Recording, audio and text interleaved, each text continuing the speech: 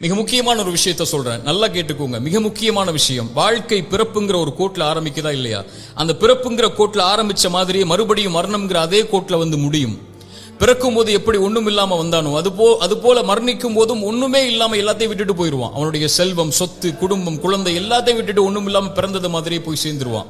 அப்ப எதுக்கு இந்த வாழ்க்கை, எதுக்கு இவ்வளவு பெரிய போராட்டம்னு கேட்கக்கூடியவங்களுக்கு இறைத்தூதர் இந்த 3 செயல்களை நீங்க உலகத்துல வாழும் போதே விதை போடுங்கன்னு சொன்னாங்க. அது பின்னால நீங்க அறுவடை செய்வீங்க, நீங்க மரணிச்சதற்கு பிறகும் உயிரோட வாழ்வீங்க, அதன் காரணமான்னு சொன்னாங்க.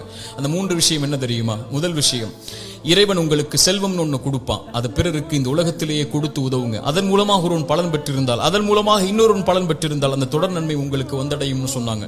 இரண்டாவது, இறைவன் உங்களுக்கு கல்வின்னு ஒண்ணு கற்றுக் கொடுப்பான். எதுவா இருந்தாலும் சரி, ஒரு எழுத்தா இருந்தாலும் சரி, அது பிறருக்கு பலன் பெற கற்றுக்கொடு. அதன் மூலமாக அவன் பலன் பெற்றிருந்தால், அதன் மூலமாக பலன் பெற்றிருந்தால் அந்த நன்மை வந்து சேரும்னாங்க. மூன்றாவது, இறைவன் உங்களுக்கு குழந்தை ஒன்று